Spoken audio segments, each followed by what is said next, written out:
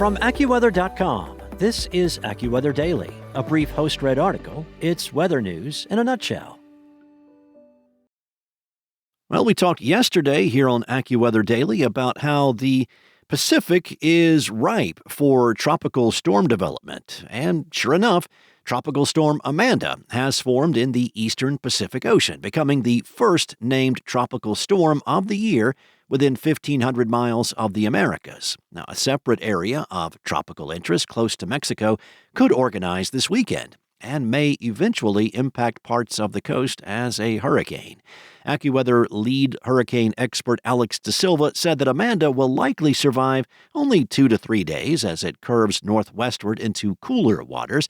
Amanda is located about halfway between Mexico and Hawaii and should not pose a threat to the islands or any land areas. De Silva added that there is a chance Amanda could strengthen into the season's first hurricane, but the separate developing system near Central America and southwestern Mexico has a much greater likelihood of becoming a hurricane and could even reach major hurricane strength if it remains over water long enough.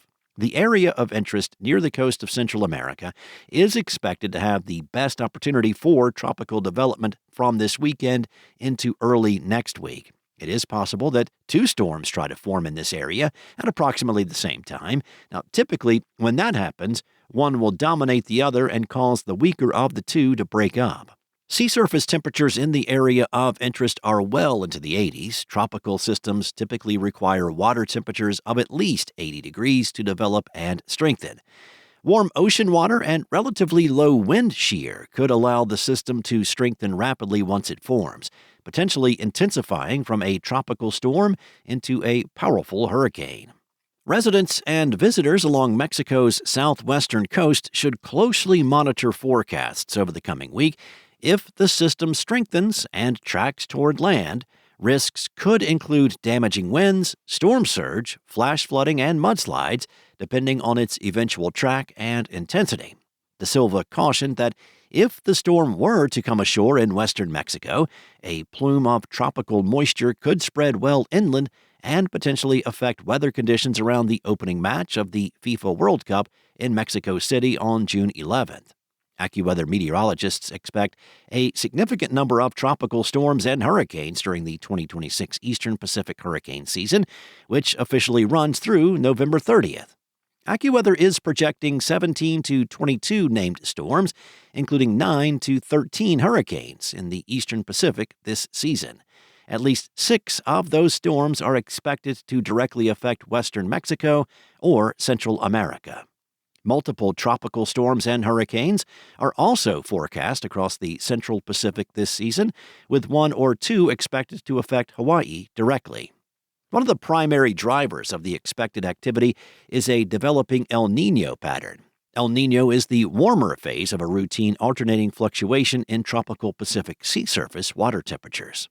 Forecasters believe El Niño could strengthen significantly and potentially rank among the strongest events on record, creating favorable conditions for tropical cyclone development across the eastern and central Pacific. Well, turning our focus a little closer to home, rounds of rain and thunderstorms will soak the south-central portion of the U.S. through the weekend, raising the risk of flash flooding, especially in the Texas Hill Country.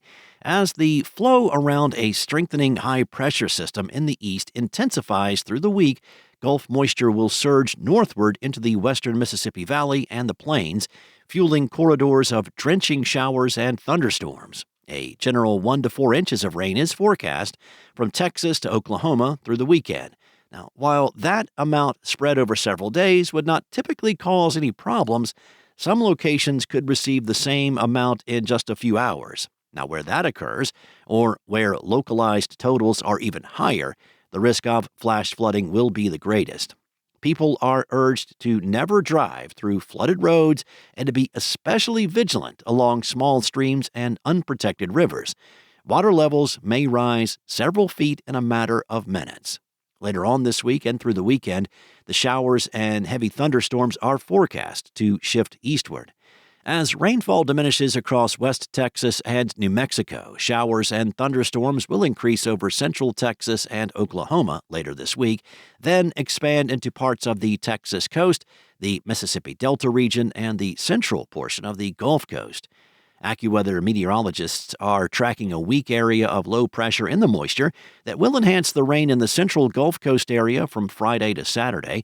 Now, if this weak storm had more time over the warm waters of the Gulf, it could develop some tropical characteristics. Regardless, it will bring tropical moisture, which can lead to torrential downpours, boosting the risk of flash flooding. Similar to a densely populated urban area with extensive paved surfaces, the Texas Hill Country is especially vulnerable to flash flooding because its hard-pan soil and steep terrain promote rapid runoff during heavy rain. AccuWeather's Alex Dufus said that the Texas Hill Country has received nearly 200% of its historical average rainfall for the spring season, adding to the flood risk. Water levels in nearly dry or shallow creeks and rivers can rise rapidly, becoming raging torrents during heavy rain. Downpours do not have to occur directly over a neighborhood, campground, or recreation area to trigger flash flooding, as heavy rain falling miles upstream can quickly send floodwaters downstream. Outside of areas affected by torrential downpours, the rainfall should benefit locations where drought has persisted.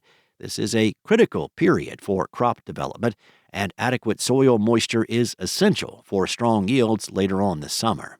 The latest U.S. drought monitor shows that large areas of the south-central states continue to experience severe to exceptional precipitation deficits. That's all for now. You can find more regional forecasts and science-based articles at AccuWeather.com. And for your local forecast at your fingertips, download the free AccuWeather app.